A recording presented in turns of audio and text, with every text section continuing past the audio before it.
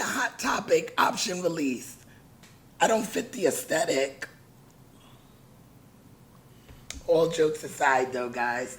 Hey guys, welcome back to my channel. It's your boy Tracy and you already know the vibes. Like, comment, and subscribe, and let's get into today's video. So if you can't tell from the intro to today's video, today's topic is going to be about options. Over the past week, I've been very nosy, I must admit, and I've been going through the comment sections of some industry professionals that I follow. I don't know why, but I follow a lot. Well, I know why, but I follow a lot of casting directors. And I feel like in their comment sections, other than how do you get started and what are you guys looking for, a lot of you guys have questions about options. And with regards to the casting directors, a lot of the times it's, why don't you guys release the options? We'll get into what that means and why they don't by the end of the video. But I thought it would be a great idea just to do like a little video just talking about what options are and just to give like a little brief intro and overview, at least to where I think options are and what my experience has been with them. So if you guys are curious, stick on or stick by or, I don't know, stay tuned. And we're going to get right to it right now. So first question, what is an option? So typically, an option is an indication that a client is interested in holding your time for an upcoming project.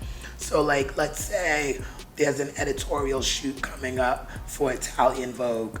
The casting director or the producer, whoever's working on that shoot, will reach out to your agency and they will ask to option you for that time. Now, an option is not a confirmation because what happens is most times the casting director needs to come up with ideas to present to the client. Obviously, the casting director doesn't want to show the client models that are not available, so the casting director will reach out to agencies first, or the producer or whoever's booking the job, whoever's like spearheading the job, will reach out to your agent with their ideas, or they will ask for ideas. And once they receive submissions, they'll option all of the talent that they think might be a good fit for the job. From there, once they see who are first options or second options, which we'll get into later, they know who they can go to their client with and who they can present that will be available, because obviously it would be a really bad situation for them, not necessarily for you or the agents, if the client is really into a model and they're not available for the job. So really they're just making sure that the time is available so that they can do their due diligence with the client. What types of options are there? So a lot of the time you'll hear like first option, second option, third option, and so on and so forth.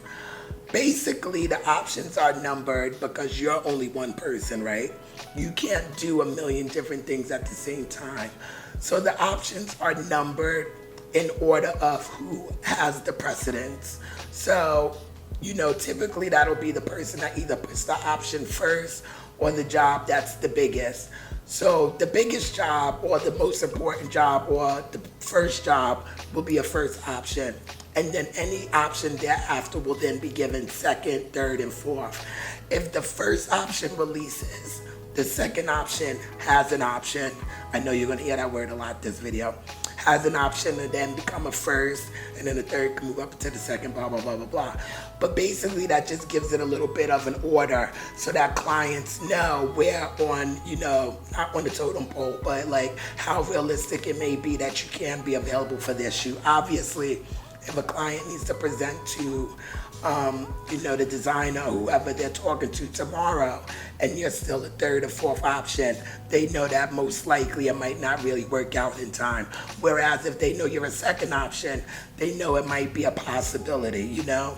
So it really just kind of gives a little bit of organization, and it also gives like a likelihood to the clients that of if you'll even be available to do the job. And then, you know, everyone just reacts accordingly thereafter. Why are options important? So I feel like, you know, just from what I mentioned, options are really important because they help everyone to kind of manage the schedule. Obviously, if you have a lot of options in New York and then an option pops up in Paris in between those, you know you can't really facilitate them all, or maybe you can, but depending on the time, you know you have to be mindful of going to New York and then maybe going to Paris and then coming back to New York and giving first options to all those clients in between, you know what I mean? It just really helps us plan out your schedule. And this is a situation that I sometimes think it is good to have a mother agent for, because when you do have a lot of different agencies dealing with a lot of different options, it's good to have someone that's kind of outside of it, overlooking it all, just to make sure that they can catch anything that might be a bit of a problem later, such as travel itineraries that don't make sense, or like if you'll be flying in the opposite direction of where you might need to be in a couple days. It's sometimes good just to have another person to kind of look through it, because things can get busy. Obviously, you're going to be traveling, and then you have a lot of different agents in different time zones. So, I always think organization is a really big part of having a successful career, and I think options really help with that. But having a good mother agent on top of that helps as well. Why don't options always release? So I feel what people also need to understand is that a lot of the times it's not the casting director that makes the final decision. They're more of the person that facilitates the communication between the different parties. So if they have a first option for a job that's particularly big, this happens a lot during Fashion Week. When there's a fashion show, sometimes the designers don't know until the very last minute if an outfit will work or if it won't. And, the casting directors can't really make that call on behalf of the designer if the designer doesn't let them know. So I typically tell my models, agents always do their due diligence to see if an option is still standing, or if it's not, obviously that affects their job as well.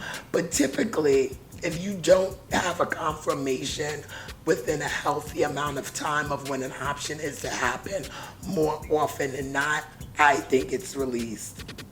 And basically what released means is that they no longer need the time, and that you will not be doing the job during that specified time that they were holding. I understand when models get upset about jobs, obviously, options that release last minute or hold out until the very end. But I feel as though with a lot of situations, there's nothing that could be done. I feel like if you push casting directors sometimes too much, they'll release the job and then take you out of consideration, because they don't want to obviously, hurt your chances at getting something else. And obviously they want to do their job too, but if they can't get an answer, they can't get an answer. And that kind of sucks for everybody, because at the end of the day, we all want to kind of complete the job in a seamless and effective way. So I always tell my models, it sucks sometimes when the things don't work out, but it happens, and that's kind of part of the course when you enter into modeling. Another thing to be aware of, and another thing I always used to tell my models, is that a job is never confirmed until you do a job. So an option is great, a confirmation is great, but a confirmation could also lead to a cancellation.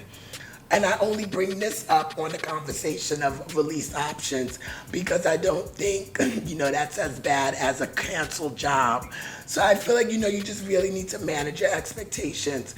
If an option is still holding to the very, very, very last second, obviously there's hope to hold on to, but also too, there is a chance that it might not work out. And I feel like you should be able, or you should try to, I'm not going to say you should be able to, because obviously I know these things can be difficult, but you should try to also be ready to accept if it doesn't work out. I think these are kind of things that become easier as you go along in this endeavor. You'll speak to a lot of really famous or a lot of really experienced models, and they'll tell you about options and the whole rigmarole that goes along with it.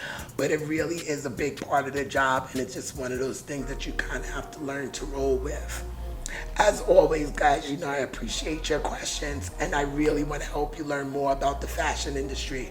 If you have any other questions that you want to ask, you can ask them down below. And if you want to hear any videos, if you have any other topics that you would like to see me cover in the videos, you can also leave those below as well. As always, like, comment, and subscribe, and I'll speak to you guys next time. Where's my water?